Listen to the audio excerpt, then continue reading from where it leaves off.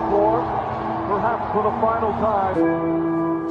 I hate to say this. Kawhi Leonard wants out of San Antonio. Leonard fires from the corner. And Leonard goes down again. This is a San Antonio team that is really headed into a full rebuild. You just saw the San Antonio Spurs. They were knocked out of playoff contention, which ends a streak of 22 straight years of making the playoffs.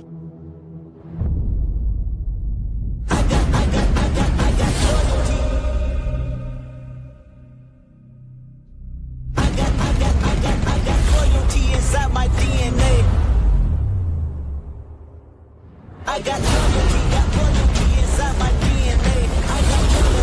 war and peace inside my DNA. I got poison, pain, and joy inside my DNA. I was born with this, it's born like this, immaculate conception. And the was performed like this, was yell, she wasn't a weapon. I know I meditate, then pump your feet. This that people against the bed. This that I got loyalty, got loyalty inside my DNA. I got loyalty, got war and peace inside my DNA. I got power, poison, pain, and joy inside my DNA. I was born with this, it's born like this, immaculate conception. And the was performed like this, was yell, she wasn't a weapon. I know I meditate, then pump your feet. This that people against the bed. This that I got.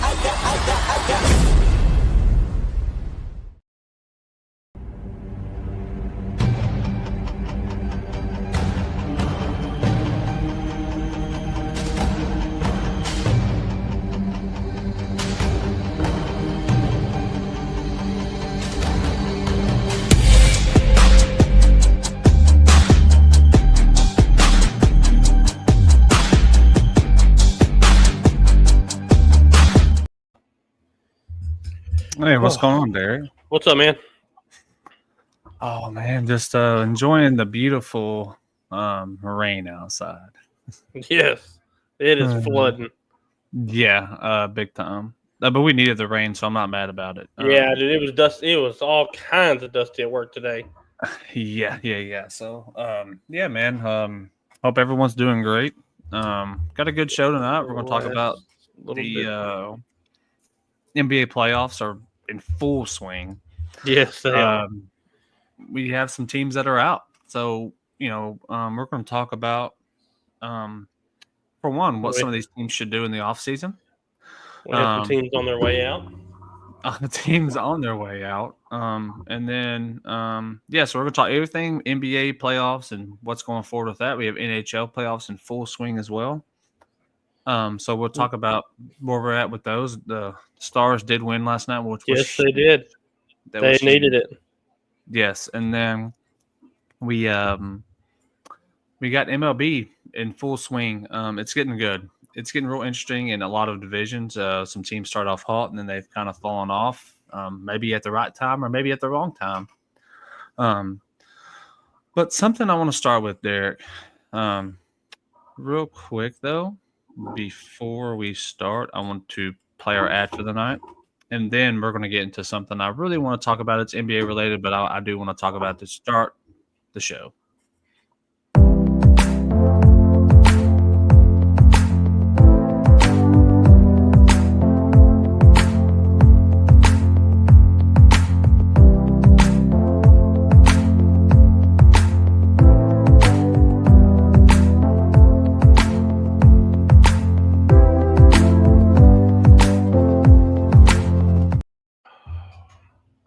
All right. Awesome sponsor. Appreciate that.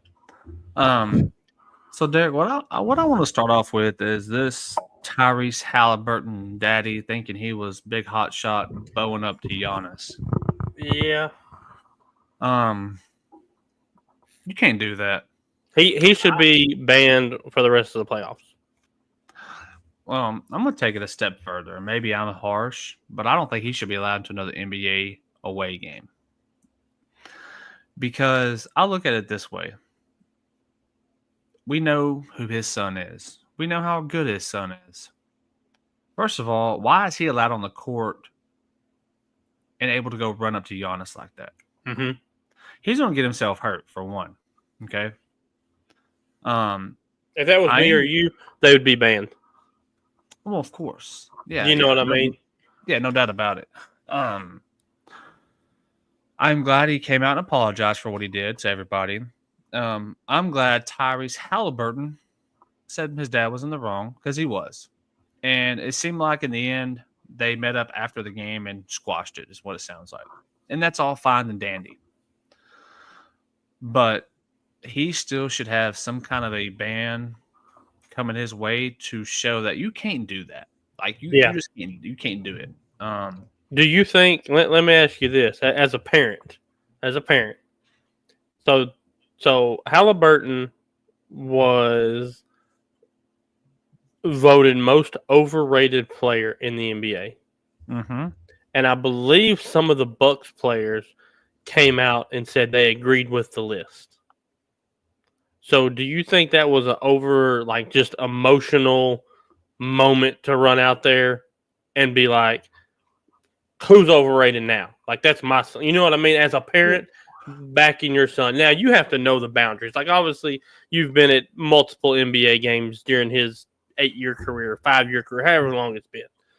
And I'm going to be the first to tell you. I'll tell you right here, right now.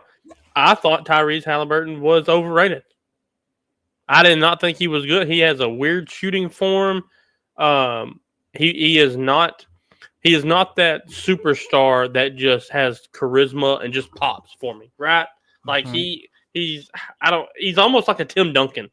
Like, he just kind of does his job and you don't really hear about him outside off the court.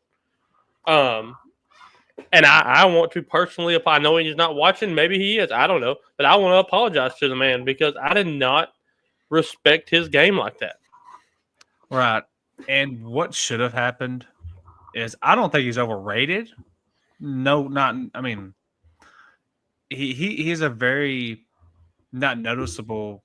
Okay, that's not the word. He is like a Tim Duncan-ish player. He's really good. He can be a star, but he doesn't have the glitz and glamour to him. Right. Okay.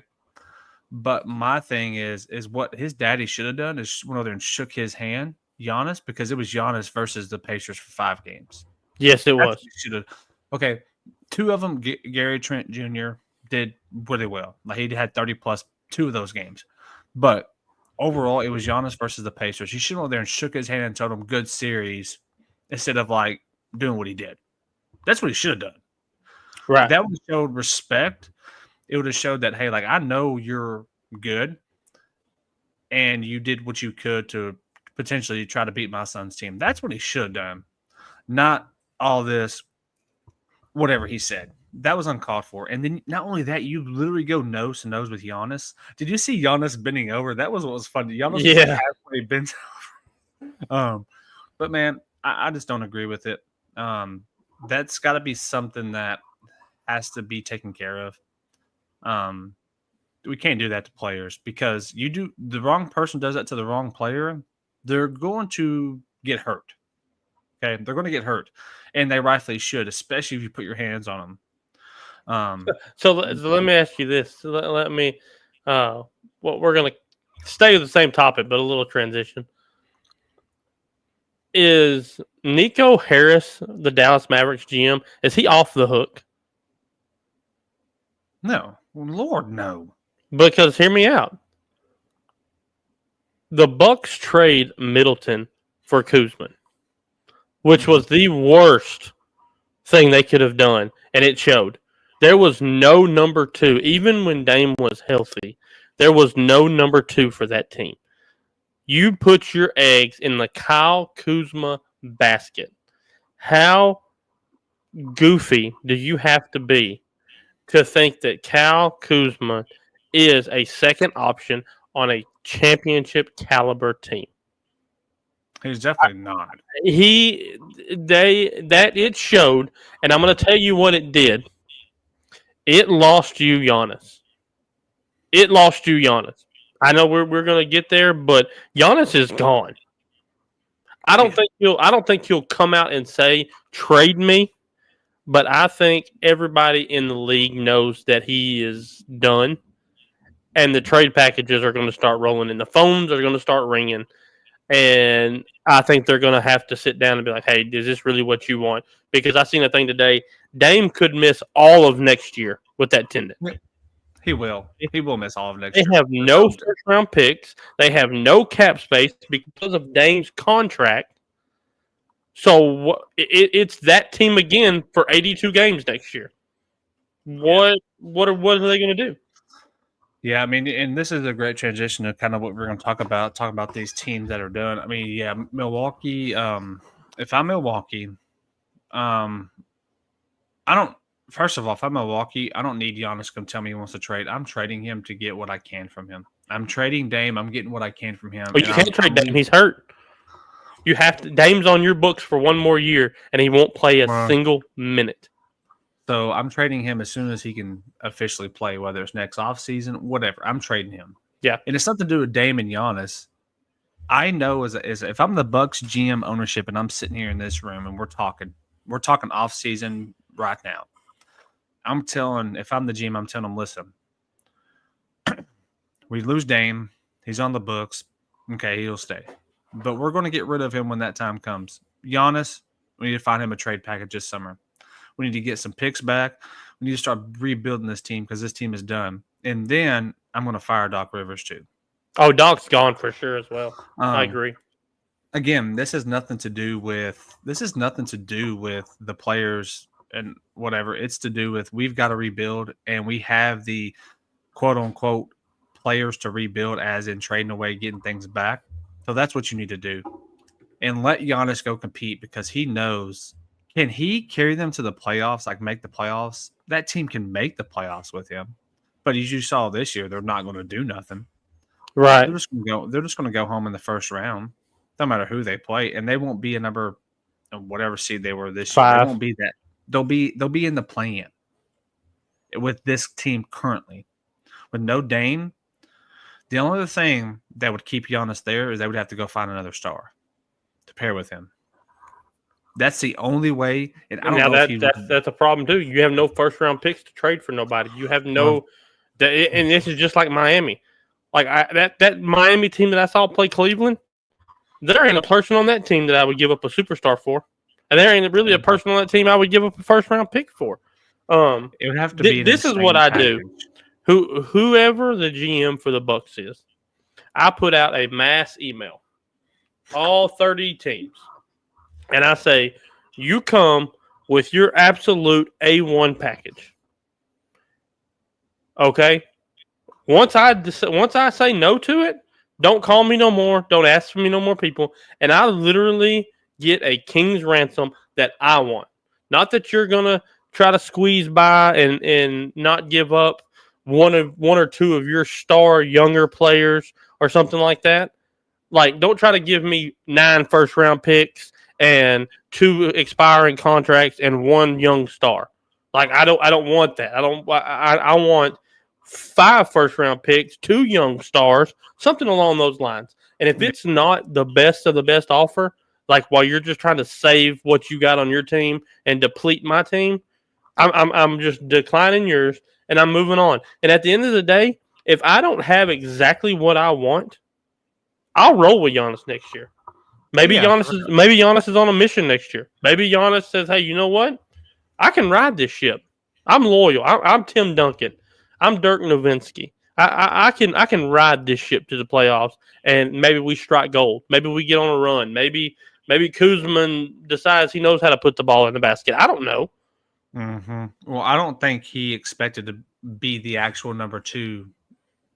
But I think it was probably going to be Dame, but even so, and I would take a Chris Middleton over a high-volume Damian Lillard. Dame has to get his shots up, right? Mm-hmm. Dame has to get 20 to 25 shots a game, right? And 50%, you're looking at 24 to 28 points, plus his free throws, whatever. Middleton, give him 17 to 20. He's very efficient. He can give you 18 to 20 a game. He can create his own shot. He was good defensively. They got rid of that for Kuzma. I don't understand it. Like I don't get it. I think if they had Middleton, they had a more better chance to win the series. Oh, without a doubt. Even Um, without Dame. Yeah, I mean, because they did win a game. You got to give them respect. They won a game, and I think they won that game. They, it wasn't like a gimme. Yeah, the Bucks have got to do some work, and I'm kind of transitioning. Let's transition to Miami. What does Miami do? They don't have a star. They don't have a player. Yes, they have Tyler Hero. Yes, they have Bam Adebayo. Yes, they have Andrew Wiggins. But do they keep that core and just try to build around, or do they maybe trade one of them off to try to start a somewhat rebuild? I think Bam and Wiggins are gone. Okay. Nobody wants Hero. Like, he was 0 of like 9 down the stretch. Tuesday night or whenever they played. He's horrible. He's another high volume guy. Yeah, he can go for 30, but he needs 40 shots to get you 30. But if you look around, who needs a big man? Who needs a wing 3 and D type person in Wiggins? I could see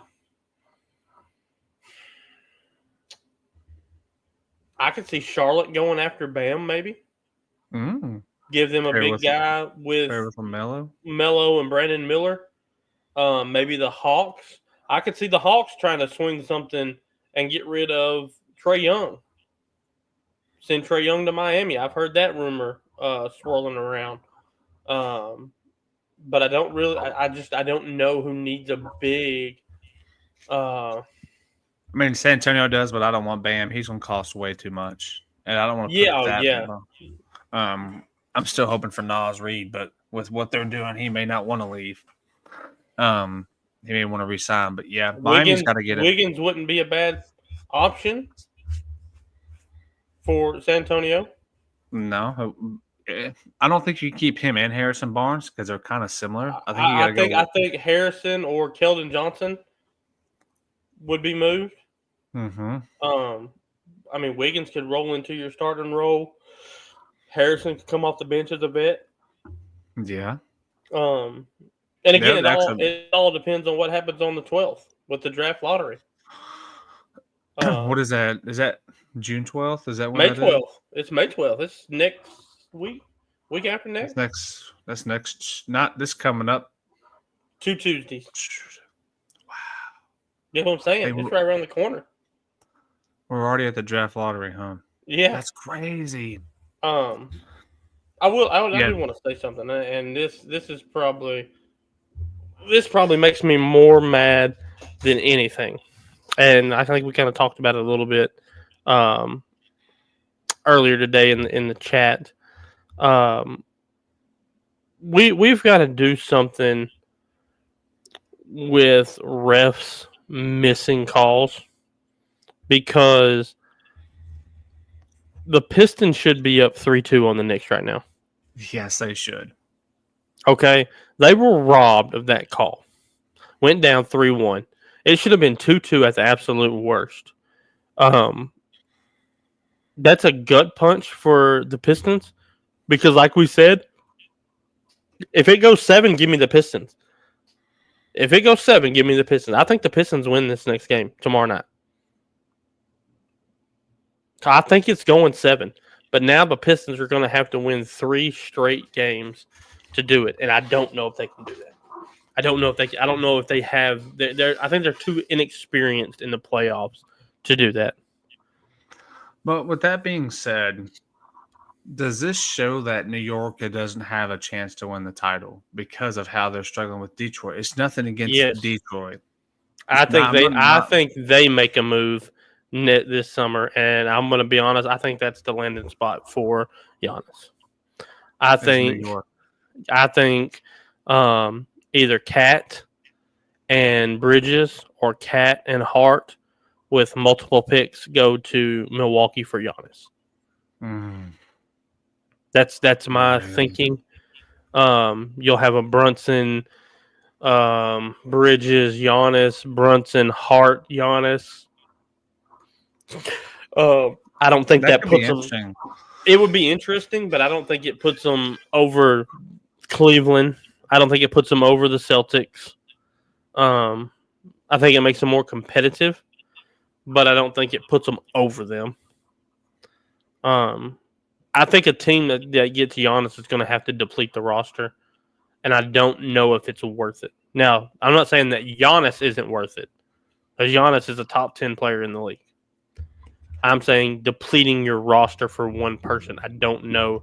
I mean, the Knicks are a 3 seed. They got to a 3 seed for a reason, right? Which team is there a team right now, any of them, that would deplete that roster to bring in a Giannis to start something new or potentially? But see, that's the thing. Magic.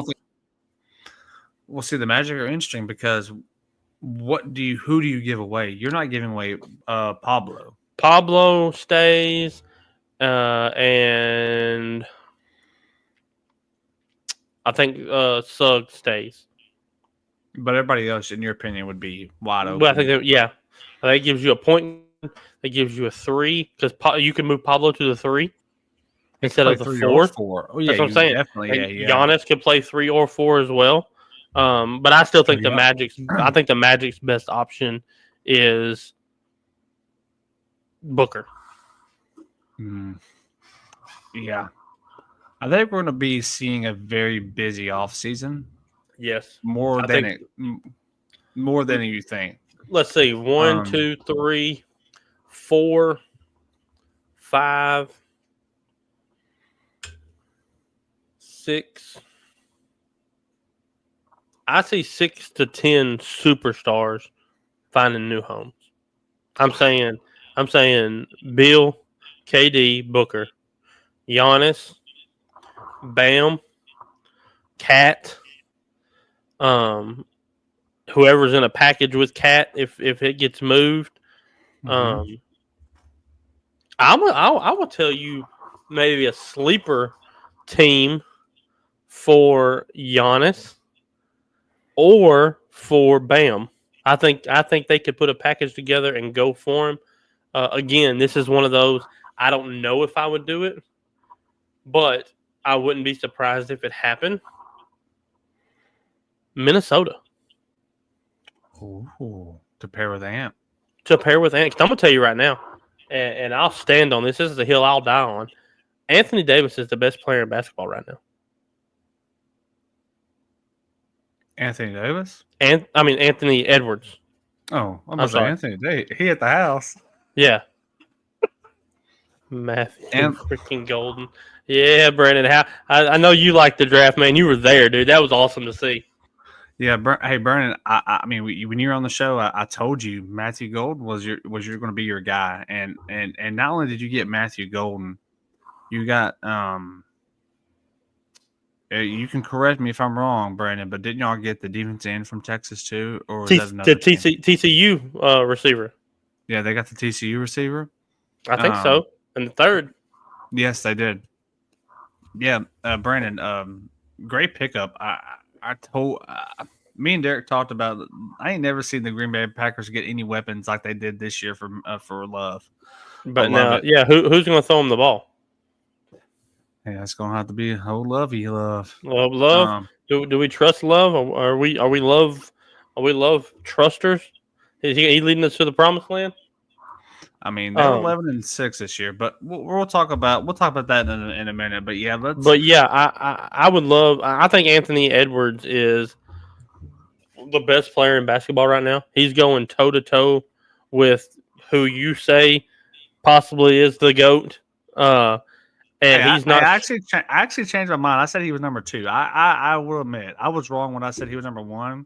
I'm wrong, but he's going toe to toe. He is wanting to guard him. He is wanting him. Like, he is finding him on defense. He is bumping him. He is shoving him. And I mean, he wants it. Like, he wants it. I figured. And I'm gonna tell you something.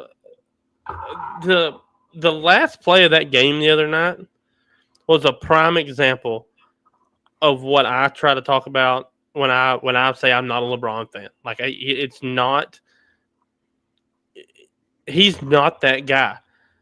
He inbounded the ball at the end of the game to somebody else, ran down, got the ball, threw it to somebody else.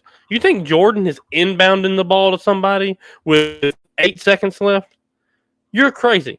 They're throwing the ball to Jordan with 8 seconds left. But so here's what I'm starting to realize is that your casual fan base, your casual fans, they are in their mind,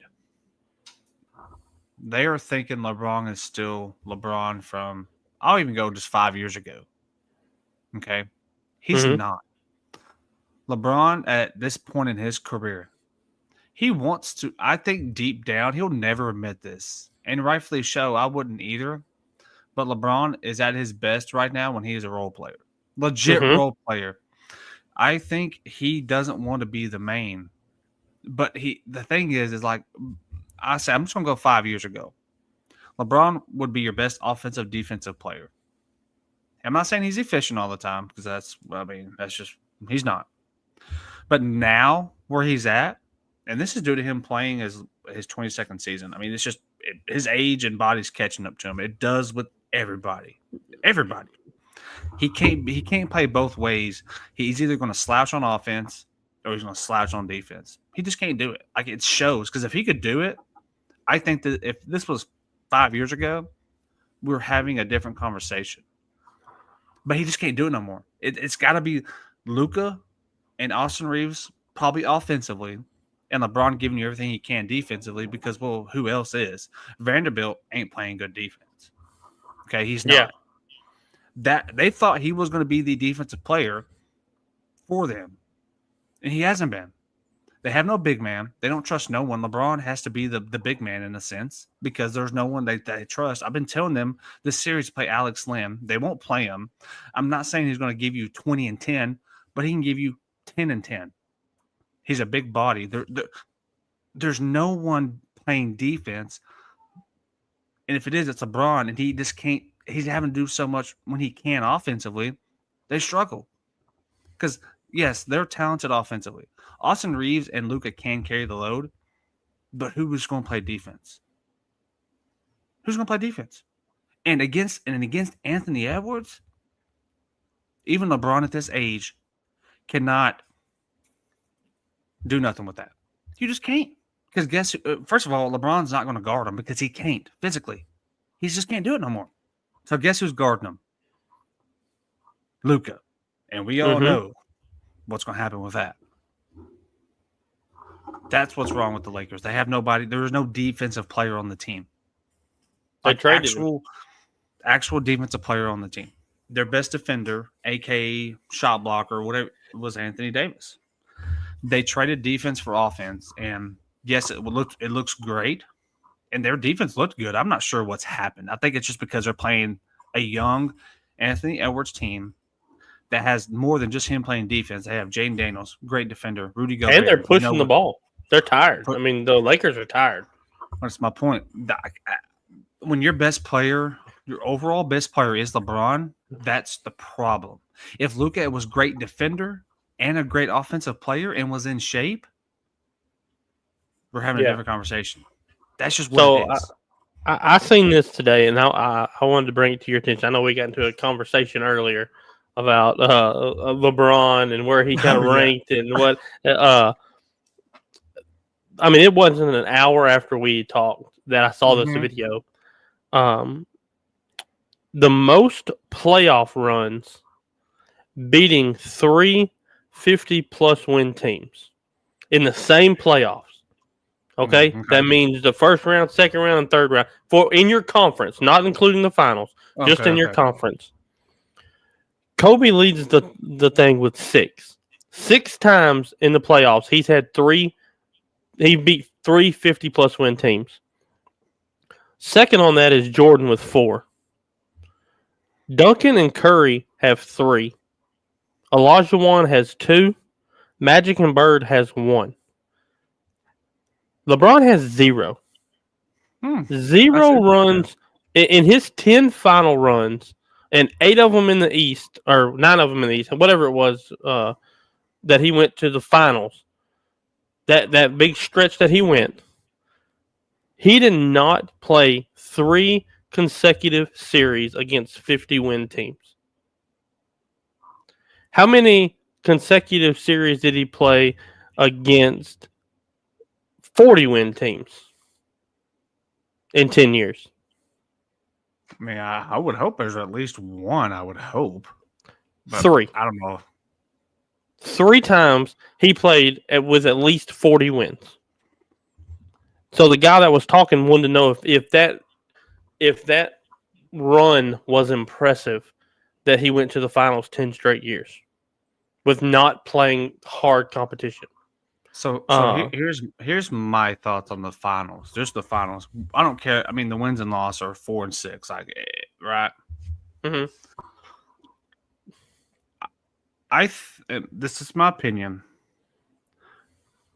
It may not have been against the best competition for 1 year in the East. Mm-hmm. There's not very many good actual teams. Like you're looking at maybe 4 probably every year, respectfully. Mm-hmm. I know he only won 4. Okay. And why did he win 4? Because of who he had to play in the West. That's fair to say. Who he played in the finals, he just wasn't going to. There's not very many West teams he beat. What, Golden State? Mm-hmm. They beat San Antonio that 1 year when he was in Miami. Or maybe, was it 2 Yeah. years? No, It was 1 in year. Miami. So And when he was at LA, he beat the Heat. they beat the Heat. Was it the Heat Yes. in the It was bubble? Jimmy Butler and them in the Yeah. bubble. Who was LeBron beat in the finals? Let's think about this. Okay, so he beat his first playoff. He lost San Antonio 4-0. Okay, But I'm just saying in the finals, he beat the Heat in the finals. He beat the Heat. I mean, he beat the Spurs in the finals. He beat the Heat in the finals. He beat the Thunder in the finals. beat Golden State. And he beat Golden State. That's his 4. So what I'm trying to say is, I don't want to. Again, I'm not knocking on anything, but I think that making it to the finals is a hard task, no matter who you're playing. Because that year Miami went to the final. I know it was the bubble. It was a little weird. Miami wasn't supposed to go to the championship game. Now again, Right. they're in the East. Of course, it looks bad. He was 4 and 6. Okay, that's bad. He was 4 and 6. One of those, it's hard for me to even count the first one. That team. He was never going to beat San Antonio. I mean, no matter how good he was, and he was in his young career. you're talking about when he was the Cleveland the first time. Yeah, the first time. I'm telling you right now, and this is something else that I'll stand on. The greatest basketball accomplishment ever was him taking that Cavs team to the finals. It was impressive. I think that's better than the scoring record. I think that's better than the 10 times to the thing. I think it's better than playing 23 years, all that. He drug at 23, 24. He drugged that team to the finals. And I agree with you. He was never going to beat San Antonio, all in their prime. I mean, they were rolling at that time. Yeah, he'd have a chance. But that was the greatest feat. It was. It really was. And if he would have won, that would have been the greatest probably feat ever in NBA history. Yes. Because if right, but yeah, he was playing a Tim Duncan, Ginobili, Parker in their prime with all those role players they had. Yes, Bruce Bowen. I mean, they had everybody. Steve Kerr. I mean, they were gonna beat them. What I was gonna say is, like, it's still, to me, it's impressive he went 10 times. Now, he didn't come out favored. Obviously, he was 4 and 6. Even if he would have went 5 and 5, it's still right. Mm-hmm. But there for a while, he went how many years in a row? I understand he didn't win some of those, but to me, it's still impressive to do that year in, year out. Mm-hmm. Whether you have stars or no stars, because it's a hard game to play. 82 games plus 16 playoff games. Or if you play, 16 if you sweep them all. So 16 to 20, 25 games, whatever it is. So you're looking at over 100 games roughly a year for how long? Yeah, I mean, again, I know a lot of his accomplishments aren't the greatest because there's people that have done just as good, but some of the runs he's been on to me is what makes him an impressive player. Like you didn't have somebody. I mean, has anyone? I mean, I know there's a player because Bill Russell won 16, right? Am I right? Did he win 16? 16 what?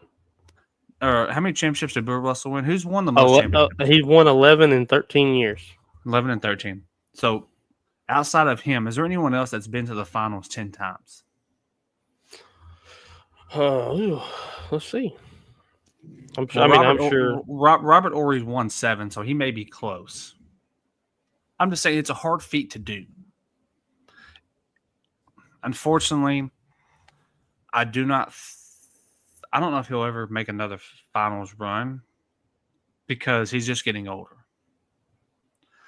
And like what? Okay, so Bill Russell made it to the finals in all of his first 10 NBA seasons and 12 out of his 13-year career. Bill Russell was there 12 out of 13 years. That's a lot. That's impressive. That's insane. That's insane. Let's see. So he's played 70. He played 70 finals games. Bill Russell did. Sam Jones played 64. LeBron played 55. Kareem played 56. Jordan played 50. Jerry West played 55. So he's got the same. Jerry West has the exact same. Jerry West has the exact same amount of games as LeBron, but he averages 2 points more than LeBron. So there's that. Jerry West. Yeah. Averages more. That's insane. But I think what people I try to look at all these teams he's had, LeBron.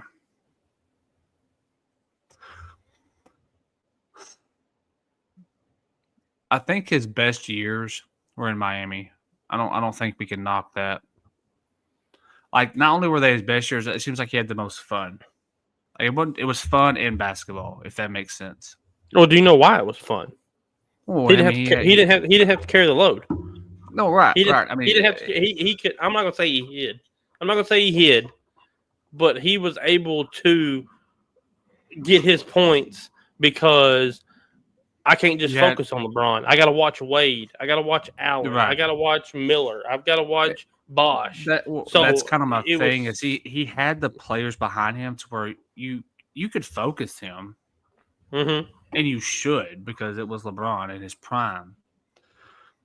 But if he had teams like he had in Cleveland this whole time, he wouldn't have a championship. It'd be impossible. Right. If he had that team. So right around that time, they formed that Big Three in Miami. Everybody started to do that. They still do it. I don't think they name it that, but there's always. Oh, they've got to do it now. You have to do it. Yeah, and that's why I don't see. Look at Milwaukee. Yeah, that's a prime example of why you have to do it. Dame gets hurt. There's no second option now. Yeah, literally. And what's up, Brandon? How you doing, brother? What's going on, Brandon? I think that LeBron is not going to leave the Lakers. I don't think he will. If he ever, no, he won't even do that. He's going to be in Los Angeles, whether they win or lose. I mean, that's proven. That it's not like they've made the playoffs every year he's been in Los Angeles. But if they don't ever get a player, another superstar to pair with him and Luka and Austin Reeves, they can't win another one. As good as Luka is, as good as Austin Reeves is, and again, I don't think LeBron wants to be the player at this point in his career. He just wants to contribute whatever way he can, whether it's offensively, defensively, a little bit of both. The dude is still playing over 40 minutes a game. How many more seasons can he do that without getting hurt? Yeah, there's not many more of those left. That's why, like his. Let me ask you this: can you name me a team in the playoffs that doesn't have a big three? I mean, an actual big three? I mean, obviously they're not going to be three superstars, but I mean, I look at all of them. Look at Cleveland. Who would you say Cleveland's big three are? So you have Mitchell, Mm-hmm. Evan Mobley. Mm-hmm. Garland. Probably Garland would be their three. Okay. Look at the Thunder. Oh, you got Shea. You could have 7 big threes on that team.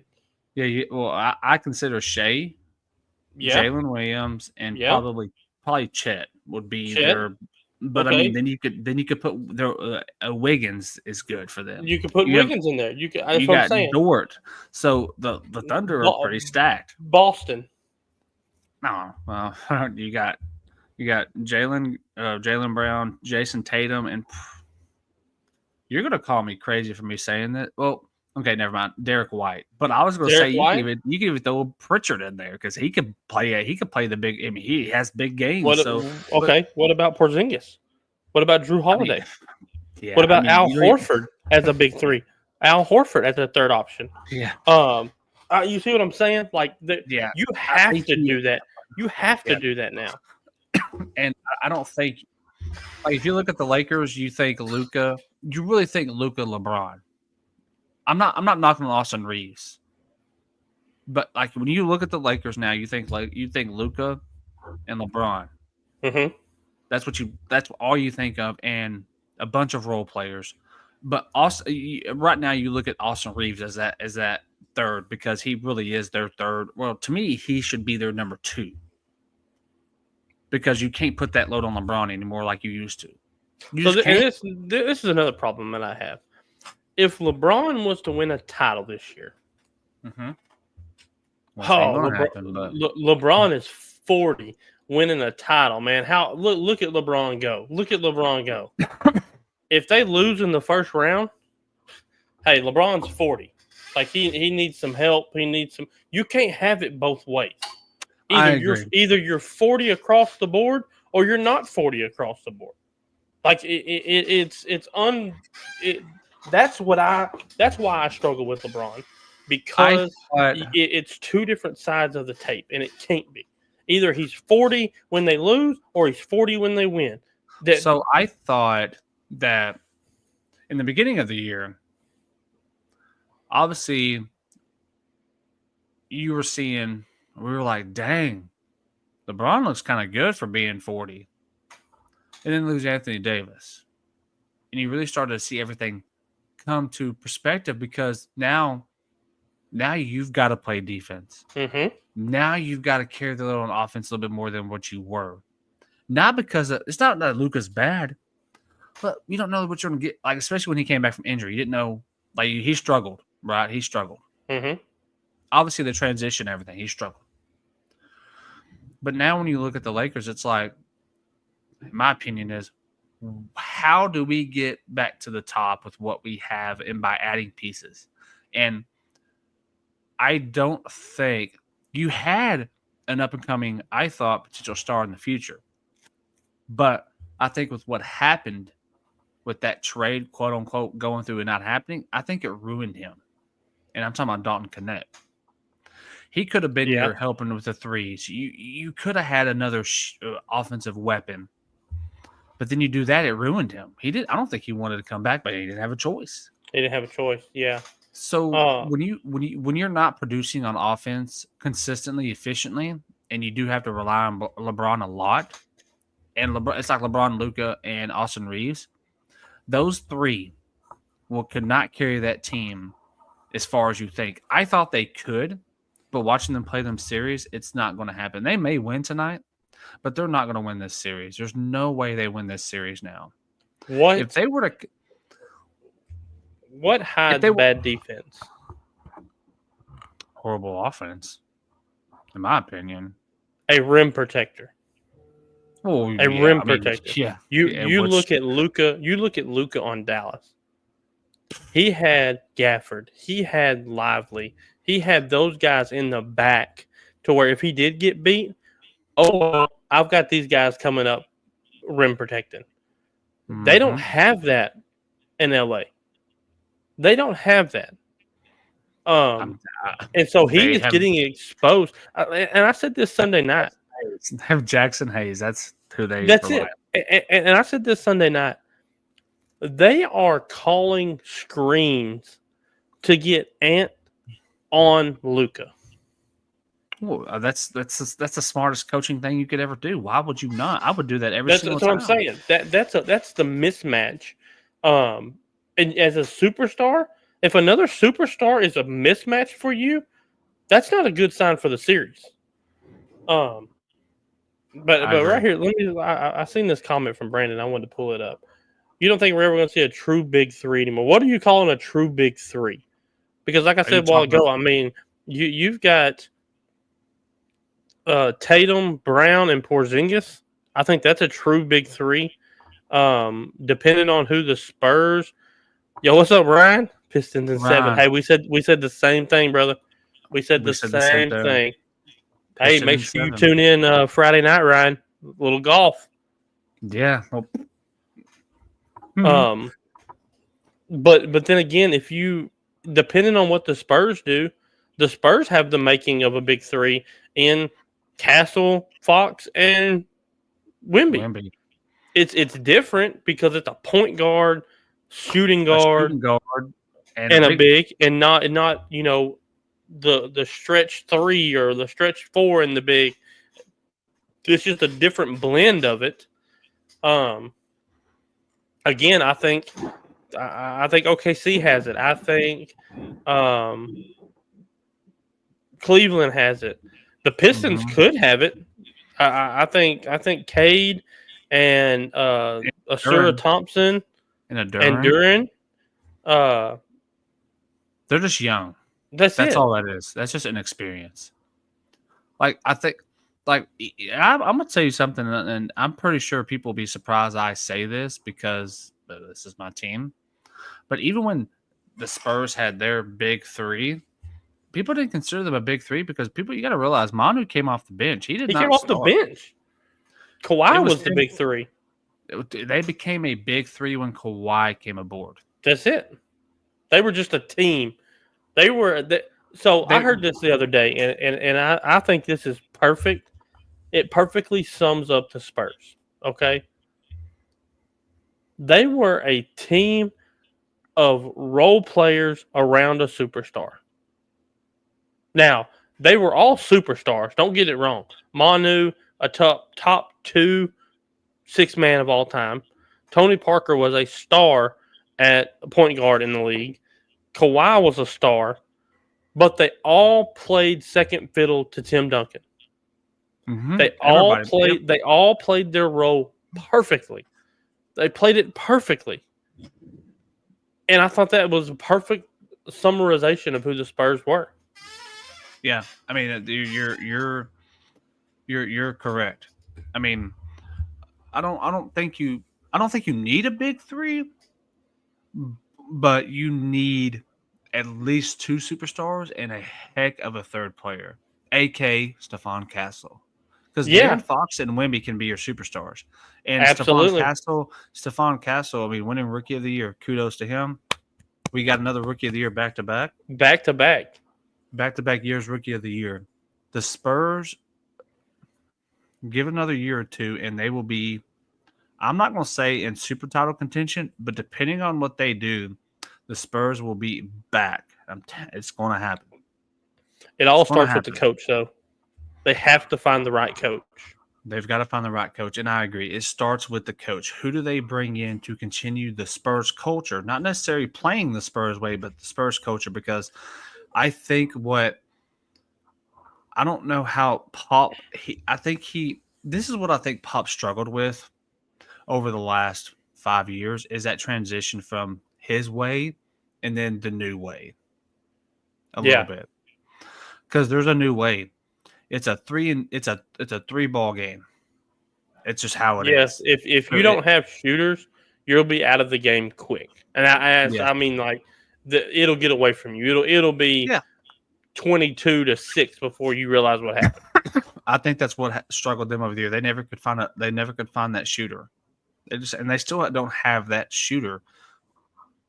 But depending on how things go, whether it's off season or draft, they're going to find them a shooter to complete and find them another big man and complete what they need.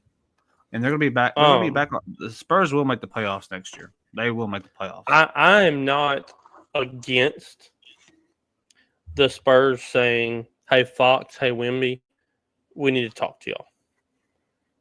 What's y'all's vision? Who would y'all like as a coach? Maybe we can bring them in and just interview them, just to see what the fit's like. I think you have to do that. While still keeping it the Spurs way. Because if not, if you bring somebody in that's not going to develop Wemby, that's not going to let Fox get out and run, they're going to want out. They're going to want to trade. They're not going to re-sign, and it's going to. Yeah, the thing that San Antonio has to do, and this is what they've been great at for all these years, they have been the best development team in the NBA. They're great at developing players. They're great at helping develop shots, be more consistent. They've been so good at that for so long. And you still see it. You see it in Stephon Castle. You can see his development of just over this year. You can even go as far as saying Devin Vassell, Wemby from last year to this year. I mean, dang, look what happened. He could have won defense. I thought he could have won defensive player last year. He was so close to winning it last year. He was a lock this year. That's the one thing the Spurs are great at is development. If you can be patient with that organization, you will get developed into the player you should be. Play your role. And that's a problem with this league is there's too many, I want to be the guy, I want to do this, I want to do that. And that's why I see a lot of people leave. Going back to what we're talking about, I want to talk about another team that's exited. The Grizzlies. What do the Grizzlies do from here? Should they just drop the ball and trade Ja Morant and rebuild? I was just fixing to say that. I think you get whatever you can get for Ja. He is. You don't know how long he's going to be on the court. Like he is. Is he getting teed up? Is he going to get suspended for his celebrations? Is he going to get in trouble off the court? I think you get what you could get for him. I'm trying to think of somebody that would trade for him. Man. By the way, I do want to say this. The Warriors are only down 13 now. Yeah, I just saw that. Yeah, they've come back, and that's with Butler and Clay on the bench. So, yeah, I agree. Ryan said Ja to the big D. I don't know who they would give up for him. They don't. I mean, they're not going to give up Kyrie. They're not going to give up Anthony Davis. Where could Ja go? That's a great thing. Where would Ja go? I think the Clippers would be stupid enough to trade for him. I mean, they need a true point guard. That could slide Harden. That would slide Harden back. I mean, they would have to deplete the roster. It would literally be Kawhi, Harden, Ja, and Scrubs. I don't know who they. Yeah, I don't know if I'd do that though. If I'm the Clippers, I mean, would you give the first overall pick for Ja? For Ja. If you're Utah, would you give the first overall pick? I don't think so. Hey, give me 1 second, okay? You're good.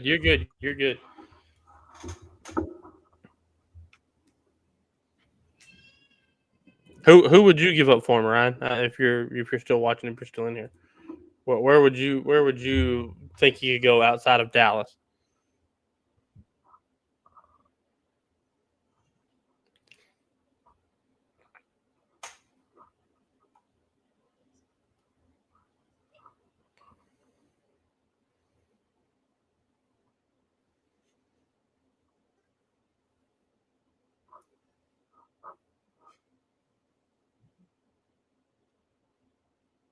No, I completely agree. Ryan says, for those that are listening, he said he wouldn't give up the number 1 pick, and I wouldn't either.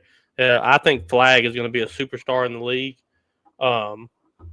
So I could not see giving up the number 1 pick for somebody, like I said. You don't know what you're getting. You don't know if you're getting somebody that's going to be suspended, somebody that's got a bunch of off the court drama. I think Memphis is the perfect place for him because they're going to let him kind of do what he wants to do. And Memphis needs that vibe. Memphis needs to be relevant. I could see him in Miami. I don't know, maybe Hero, Wiggins, and a bunch of picks. I could see Phoenix trying to keep Booker and doing something with Ja and Booker. I don't know. I don't know what I would do with Ja.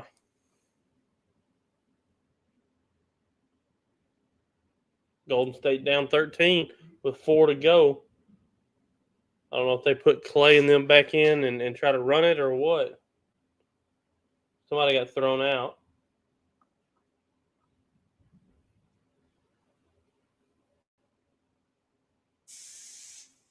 I don't know who that guy is. He just got thrown out. Who do you where's you Ryan, if you're still in there, who do you have winning it all? Sorry, guys. The baby is So let me run this by you. Let me run this by you, Dustin. So hold on, my headphones disconnected. Do you try to swing a Ja Morant, Devin Booker duo?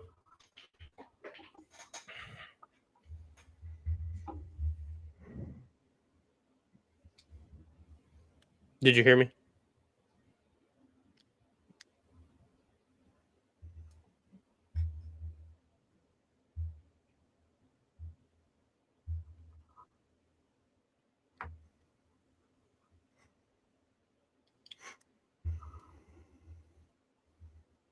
Can you hear me, Dustin?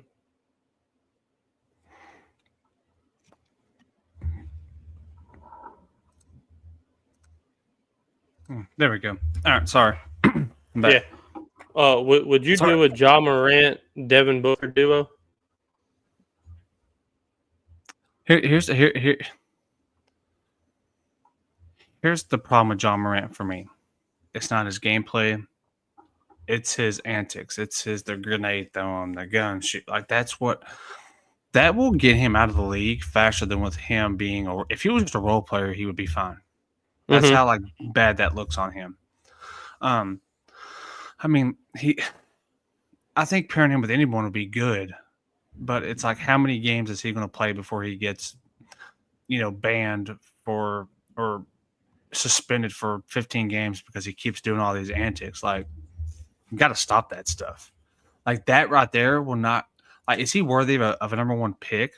Yes, but with that stuff, to me, he's worth like a 3rd rounder or a third, or 2nd round. I mean, I don't even know what he's worth because that stuff is what gets him to me.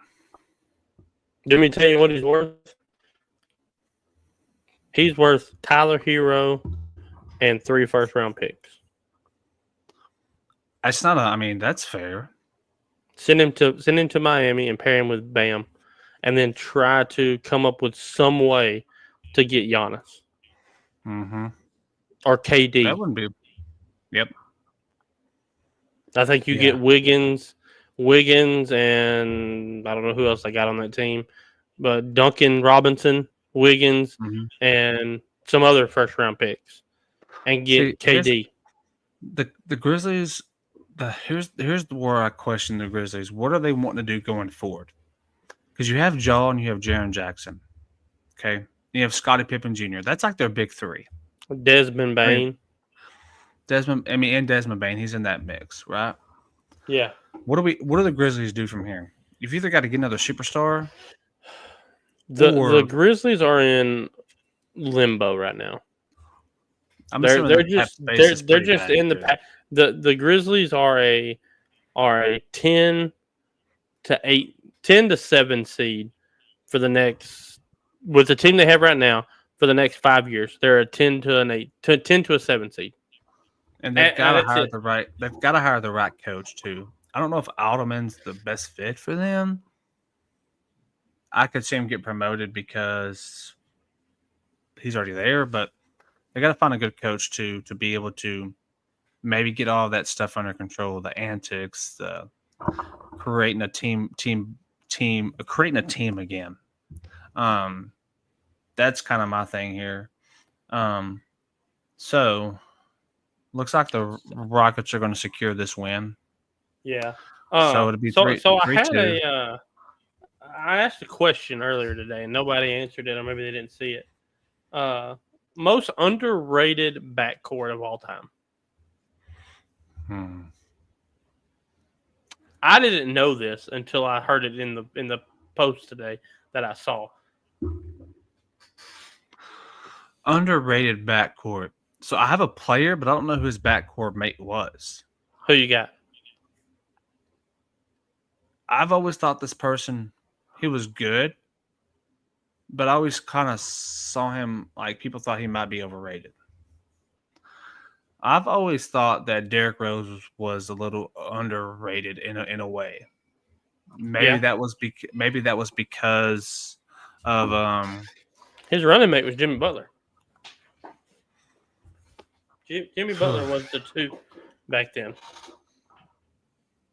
I like that because that wasn't Jimmy Butler prime, was it? That was like his younger years. Yeah, it was pretty close. It was pretty close, right? I mean, the answer that I heard today, and I completely agree with it now that they say it, is Rip Hamilton and Chauncey Billups.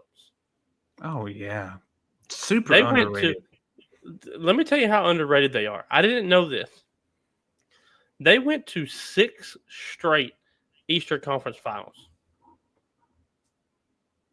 Did not know that. Did not know they went to 6 straight. They went to 2 finals back to back. Lost one, won one. Well, 3 finals. I'm sorry, because they got 2 rings. They won back to back championships. Yeah, that team was so good. Joe Dumars and Isaiah Thomas. I don't know if that's underrated. That's when I think of Pistons, that's who I think of. So I don't know. I don't know if I would really call that one an underrated one. But that's a very good one, though, Ryan. I will give you that. That is. Speaking of Detroit teams, how did your Lions do in the draft? How did you think they did, Ryan?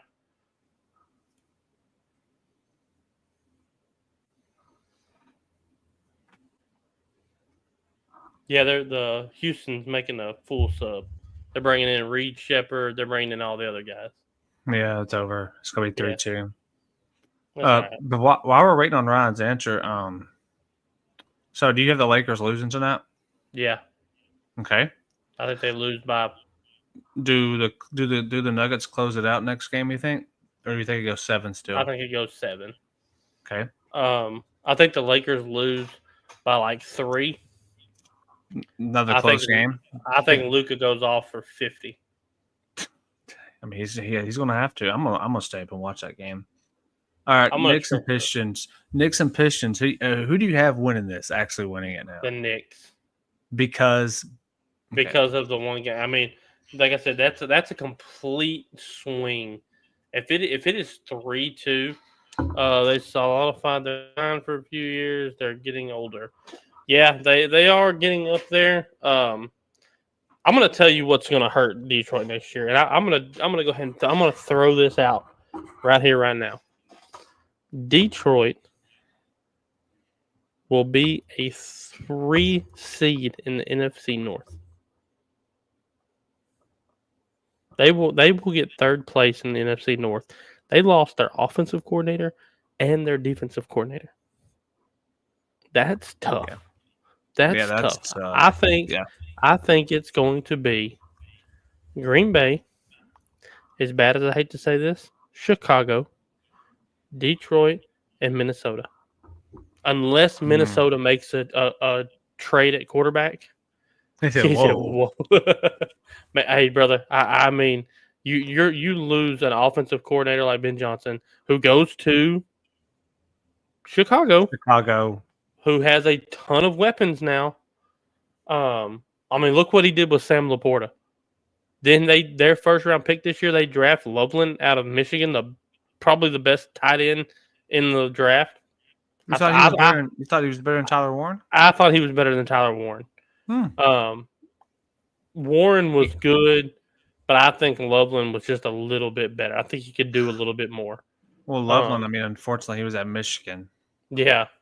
They don't pass the ball much because they play like 12 different quarterbacks this year. So yeah. So you can't really get them he's going. overrated. Man, man, that dude is good. That We'll dude see. is good. Do what? Loveland, yeah. Ben Johnson is. We'll see. We'll see how he is as a head coach because I mean, we'll say this. I'll say this about that transition. There's some coordinators that are not good head coaches. I'm not going to say that about him yet because I'll say this too. If he takes Chicago to the playoffs, just making the playoffs would solidify how good of a coach he is because Chicago ain't been good for a while. Not since God, when was the last time Chicago was good? When they had Brian Urlacher, maybe? They went to the Super Bowl with Jay Cutler. No. With oh my gosh, who did they go to the Super Bowl with? Oh, Jay Cutler, big self. That's a gunslinger right there, son. I know. Who did the Bears? Ben Johnson equals Josh McDaniels. Ooh, that's not bad. It's not a bad first comparison. Really, it's not. Like, I like Josh McDaniels. They just had a whirlwind of issues this year. Rex Grossman. Oh my God. That was the Super Bowl. Okay, Derek, I want to ask you about one thing here. Because this is the only one that's said. Do you like this Cleveland Pacers matchup here in the second round? What do you think about it? 4-0. Cleveland? Yeah. No way you're doing that to Indiana. Yep. I think the guard play is too much. They're 4 deep in their guards. Plus they have Indiana doesn't have anybody to guard Mobley. Nobody. You could put Siakam, but I think Mobley wins that one. You don't have anybody for Allen. You don't like Miles Turner with Allen? Do what? Miles Turner? You don't think he's good enough? That's one of those stretches. He's a stretch 5. He's going to be worried about. He's going to be worried about getting on the block. I mean, on the thing, he's not going to want to be on the block. Okay, yeah, I see that. I think the guard play. Let me tell you who's going to be the key for Cleveland in this series. It's Darius Garland. Are we going to get Darius Garland? He didn't play last 2 or 3 games, so he is well rested, and he's going to come out and he's going to be ready to go. If he doesn't play good, I can see the Cavaliers struggling in a game or two. I'm not going to get 4-0. I can't do that to Indiana. I'm going to give them at least 2.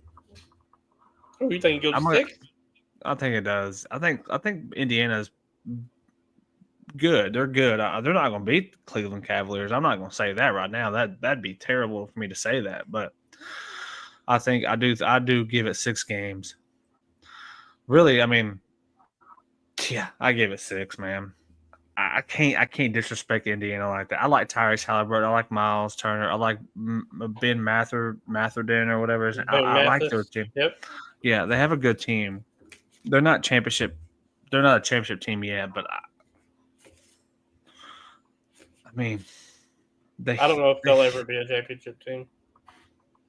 NBA loses too much money if they get swept. Take the money line.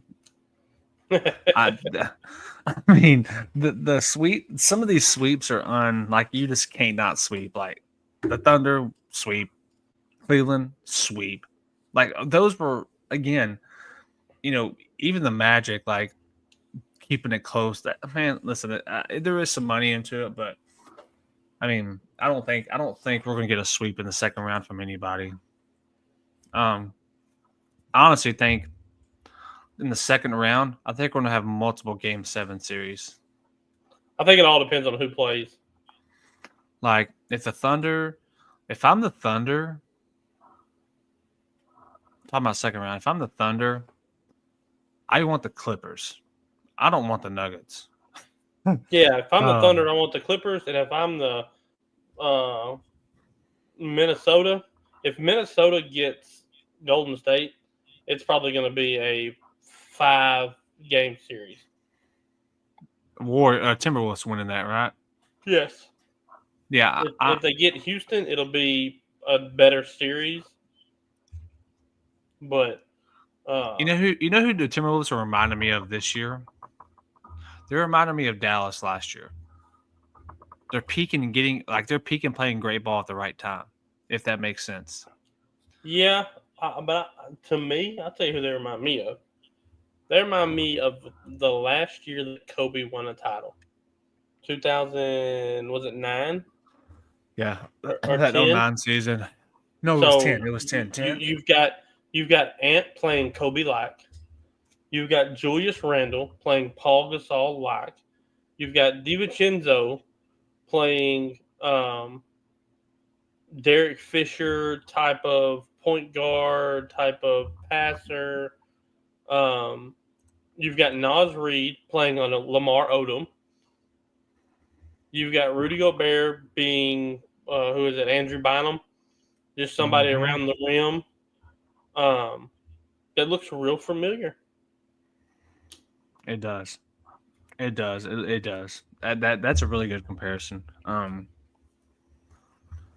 So yeah, the playoffs are great. I mean, I get minus a few sweeps. I mean, a couple 5 games, but that was as expected.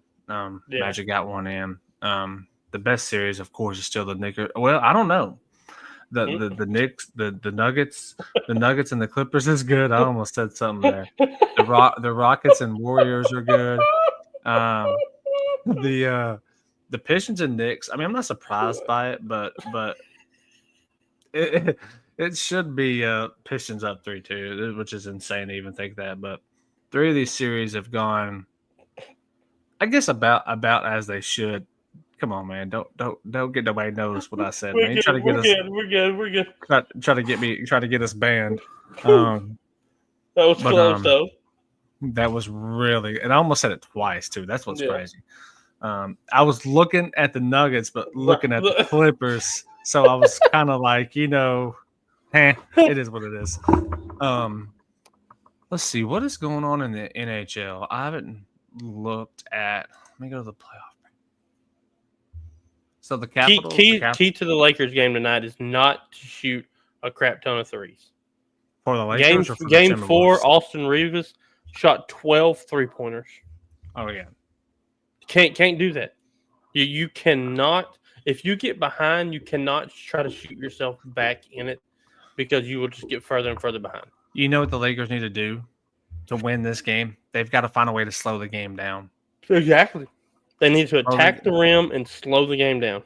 Yep, slow the game down. All right, so here we are. We're going to transition to NHL a little bit. So we have Toronto leading the Senators 3-2. It's been a good series. Florida is leading the Lightning right now 6-3. That ends that series. There's 3 minutes left in the third. That'd be over. Capitals won tonight, so they move on, and the Hurricanes won their series, so they move on to play the Capitals. My Capitals are still in it. Mm-hmm. We're still in it. I picked them. Then you got the Jets and the Blues. They're tied 2-2, but the Jets are up 2-1. It's the first. This is a couple minutes into the first, so that's a lot of goals for just a few minutes in. Mm-hmm. Got Dallas 3-2. I mean, dude, AJ said this was going to be a good series. I mean, he hit it right on the money. Yes, he did. He picked Avalanche, but Dallas is up by 1, so we'll see how that turns out. Tomorrow they play. Tomorrow night at 8:30. Las Vegas and Wild 3-2. This is probably the most shocking series to me. maybe there's something about the Wild we didn't know, but the Golden Knights are up 3-2, so they would be looking to close it out tomorrow as well. The Wild have been very competitive in this series. I thought this was going to be a 4-1, possibly sweep, and the Wild have really came along down the stretch. And then the Kings and Oilers. The Kings are down 3-2 in this series. I picked the Oilers in this one. You did. They play tomorrow night as well on ESPN at 9. So, a couple potential closeout games tomorrow. And I'll tell you what I was shocked about is the Panthers and Lightning. 3-1, Florida leads it, and they're up 6-3 in a closeout game. Yeah, I thought the Lightning would be more competitive in that series. I thought they would win the series. I had them going to the Stanley Cup Finals. Yeah, I think AJ said Florida would win if I remember correctly. So yeah, great series in the NHL. I mean, a lot of 3-2s. You know, all of them are 3-2 minus the ones that have closed out tonight would all win 3-1. So it's been really great series with NHL. I mean, prime time NHL playoffs. I mean, I hope Dallas pulls it off tomorrow. I don't know if I'm them, I do not want to go to a 7 games with the Avalanche. I think they lose. I think they lose if they make the 7-game series. Kind of like what AJ was saying, it's like they're here before their time. That makes sense. Like they're so young. Mm-hmm. And I believe one of their players has been hurt. I want to say that wing player's been hurt, but I could be wrong. I thought I'd seen something pop up on my phone about that. But yeah, great series with these as well. I mean, the playoffs so far for NHL and NBA has been really good, minus a few series that went as expected. So yeah, we'll see what happens with this. You said you had 3 games tonight. You got 4 games tomorrow, potential closeout games. And then really you're waiting on one series to finish, which would be the Jets and the Blues. And depending on who wins that game tonight, somebody goes up 3-2. Let's transition to a little bit of baseball. Baseball. Let's talk about our Texas Rangers. They're in a super slump right now. Yes, they are. This division is looking really good. I mean, you have Seattle, Houston, Texas, Athletics all right there. Like it's really close. Texas was number 1. They fell all the way down to 4th, and now they're up to 3rd. They've been losing some games. Again, it's been both. It's been the pitching. It's been the batting. Marcus Semien can't get it together. His batting average is just atrocious. But I saw something today on him that this is nothing new. This is like a Marcus Semien. This is what he does. He starts off the year kind of really cold, and then he really gets get going. I hope that's the case. They're still above 500. So I'm not gonna say I'm happy where they are, but they need to get it together because you don't want the Seattle or Houston to get going and then you get too far behind and now you're trying to climb your way back up in the middle of the season. It's not good. Right. I mean, Philadelphia, I know if Sean or Scott's watching, they'd love to hear this. They're in a big slump too. They have not been playing well either. Atlanta Braves have got it. They finally kind of got it going a little bit. They're the best outside of New York. They've been the best team in that division over the last 10 games. They're 7-3. So that division again is pretty close as well. Minus New York, they're kind of ahead of everybody. But the other ones you could say are right there. The Cubs. I mean, dude, Derek, I saw this today and I just started laughing because the Colorado Rockies are the worst team and your Chicago White Sox have 7 wins so far. Yes, sir. They're holding on till after the All-Star break. Don't count them out. New York's up there in the American East, as expected. Baltimore Orioles have been disappointing. They're not playing very well. Detroit, Cleveland, Kansas City in the Central, pretty close there so far to start the beginning of the season. We're about 31 games in. So that's a good – I mean, really a lot of these divisions are pretty close. I mean, even in the West, I mean, you got the Dodgers, Padres, Giants. You can even say Arizona. They're all right there in the mix. I mean, I think this baseball season we're going to see. This is what I think we're going to see this year in baseball. We're going to see a team unexpectedly go to the World Series, kind of like how the Rangers were.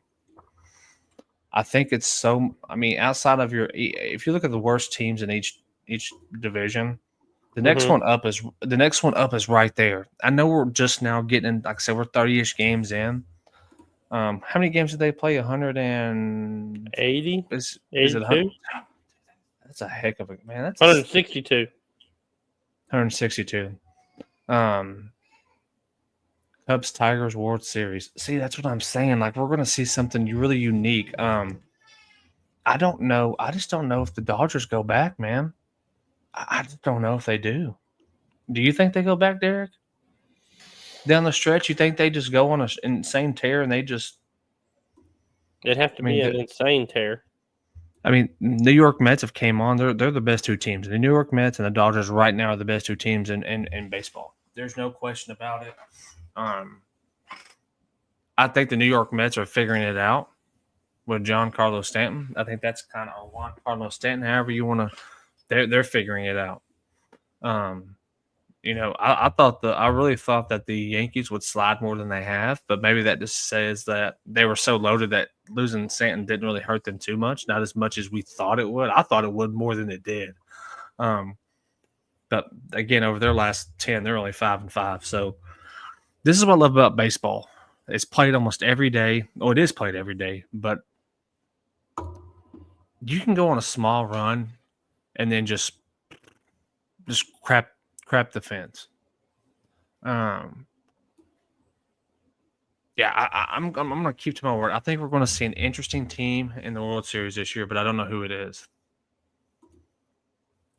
I don't know who it is. I know who it's not going to be, and that's Colorado Rockies.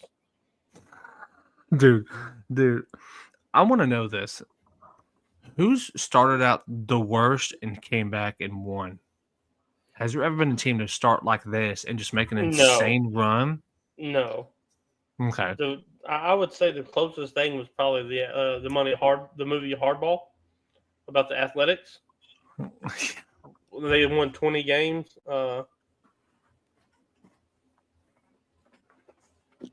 Wow. Yeah, it's crazy. Baseball, man. I need to watch some games. I haven't had a chance to watch any games yet.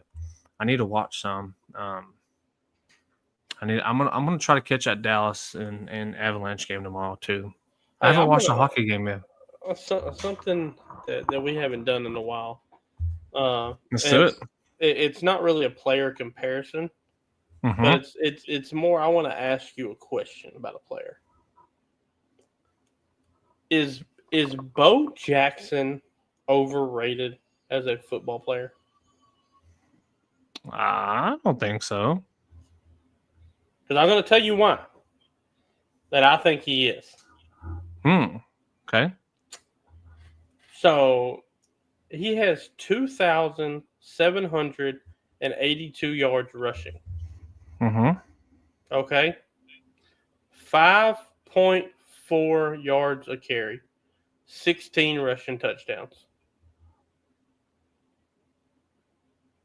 Jim Harbaugh has 2,787 yards rushing, 18 touchdowns.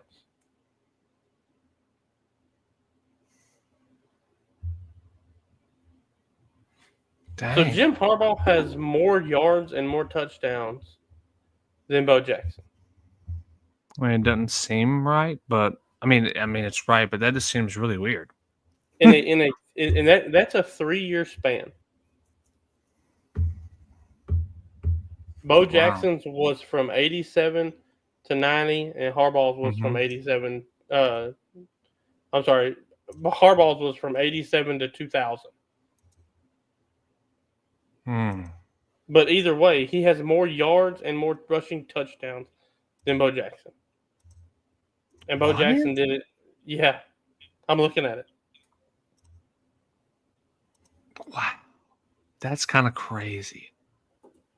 Listen to people talking about Bo Jackson. Yeah, I understand he got injured. I do get that.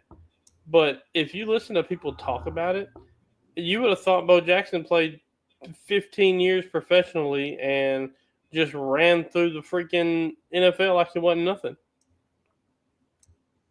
Wow. I mean, but Bo Jackson, remind me, he played baseball, right? Or just football? He played baseball, yeah. Was he a better baseball player than he was football? I think he was good at both. I just think he was slightly overrated in football. He played running back, right? Yeah, for Las Vegas, Oakland at the time. Wow. That's crazy. I've never thought about that. Like that's never been. Yeah, I mean, yes, him and Deion were both. Deion Sanders is the only player ever to play in the World Series and a football game in the same year. Wow. Yeah, that's crazy. I forgot where they played. I want to say they played like in Pittsburgh, and then he flew to Atlanta and played in the World Series game with the Braves. Wow. That's crazy. That's crazy. Well, Derek, let's talk about we got some cool stuff coming up that's happening this week. Shedeur has a long way. Ryan, don't even get us started on Shedeur. Don't even. Yeah. We don't want to go down that road. But so yeah, we have Sunday night. We have a guest on. This one is quite different. And we've had some different ones.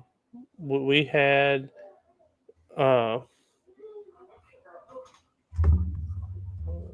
we had the steer wrestler on, and we've had some things on, but this one's going to be fun.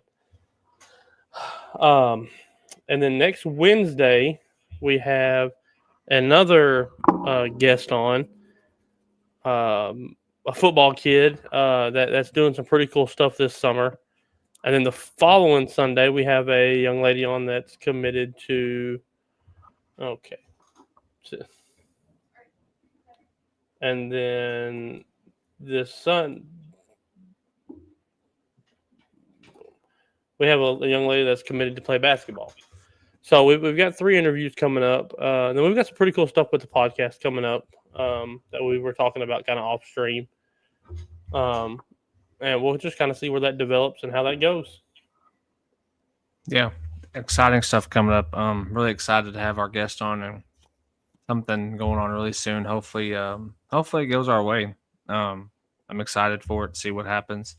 And then so we have that coming up. In a couple weeks, I don't know. We need to find a way to do some kind of draft lottery thing. That would be a lot of fun just because, well, our Spurs potentially could get one of those picks. Yeah. And then we have anything else coming up big time, like in sports? I think that's it. Then we have the draft in, is it June? The draft? June. I think the June's in draft. Yep. Then we got that coming up. And then, real quick, while I'm thinking about it, I want to put this up for all of our peeps. Again, please follow us. I mean, we are trying to grow as big as we can. We've been pushing hard. Derek, we've both been pushing hard to put content out every day. Derek's even been doing extra TikToks, doing some interesting, cool things to kind of engage with our fans. So, if you scan this, send it to your friends, family, whoever, co-workers, send this to them. And if they like sports, man, just scan this and come check us out on Wednesdays and Sundays and Fridays. Fridays is a little different, but it's still part of the network. Our gaming streams, which have been extremely fun for us. Something new and something sportsy still that we really like doing.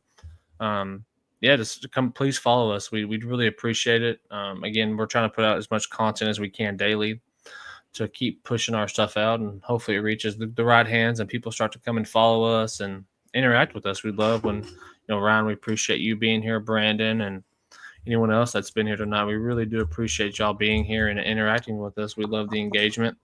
Appreciate it. Ryan, just a small plug for Ryan.